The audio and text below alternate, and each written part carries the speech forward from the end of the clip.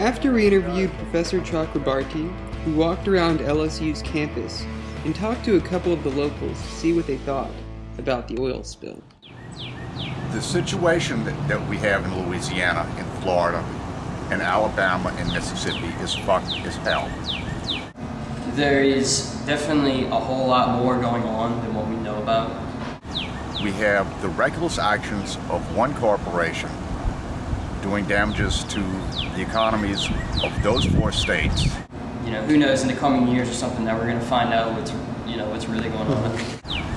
And then we also have the reckless actions of the Obama administration by virtue of one company's errors shutting down an entire industry for a minimum of 6 months, thereby putting roughly 30,000 people out of work, in addition to those that are already displaced by virtue of the oil in the water. All right. You know, boom. On May 30th, 2010, Ken Salazar, the U.S. Secretary of Interior, issued a 6-month drilling moratorium on all new drilling sites and existing sites deeper than 500 feet. In the announcement, Salazar stated, "The 6-month moratorium on drilling will provide time to implement new safety requirements and to allow the Presidential Commission to complete its work." With the BP oil spill still growing in the Gulf, and investigation and reviews still underway, a 6-month pause in drilling is needed, appropriate, and prudent. While the 6-month drilling moratorium allowed for investigations into the cause of the spill and increased safety regulations, thousands of people were left without work.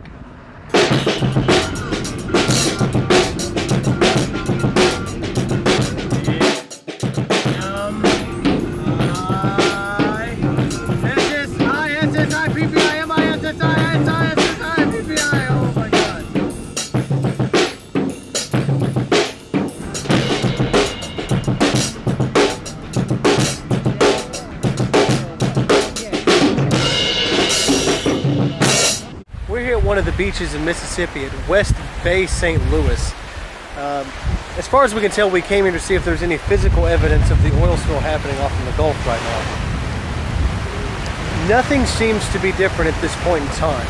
Perhaps the chemicals that they're putting into the Gulf right now are actually helping, preventing this beach that we're on right now from being covered in oil. I do not know. As far as visual evidence goes, I see no birds, I smell nothing, everything smells fine. It seems like an average beach. There's a family of enjoying the beach. People are swimming. No one seems to care or be afraid of the water. So, I mean,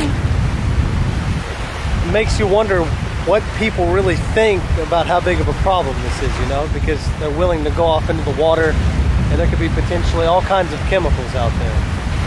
But it may not even have the chance to be here yet. I don't know. We can't tell what's going to happen. This is only day 72, like we've been saying. So this beach very well could be covered in oil within the next week, next 2 weeks, or at some point if they don't fix the problem soon. We met George Mizell and his family walking on the beach with their 7-foot Burmese python. George is a contract worker for BP, and his job is to pick up tar balls off the beach. I would not do that. That's awesome.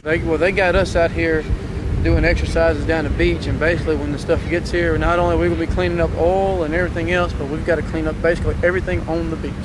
Everything that it touches has got to be cleaned, whether it was somebody's beer bottle from a party or something the night before. We got to pick it up.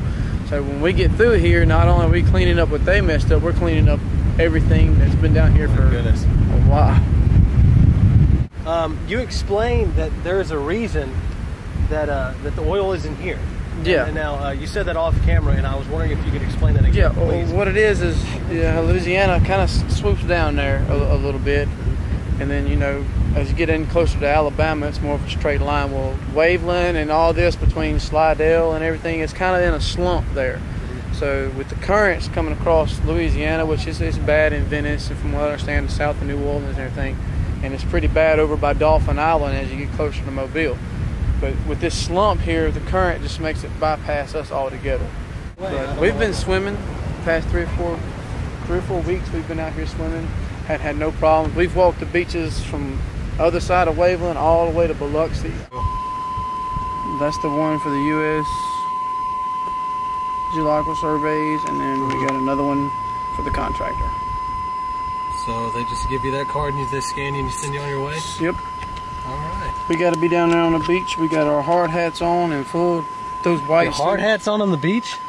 Well, they got now, well, on these beaches, we don't have to wear our hard hats on.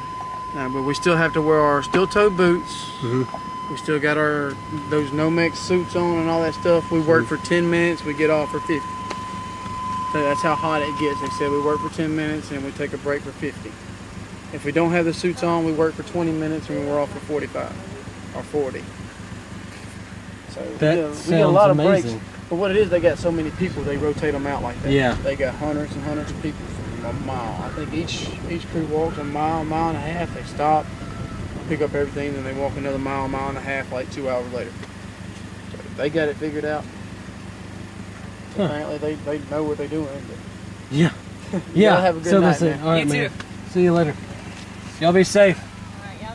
Take care of the snake.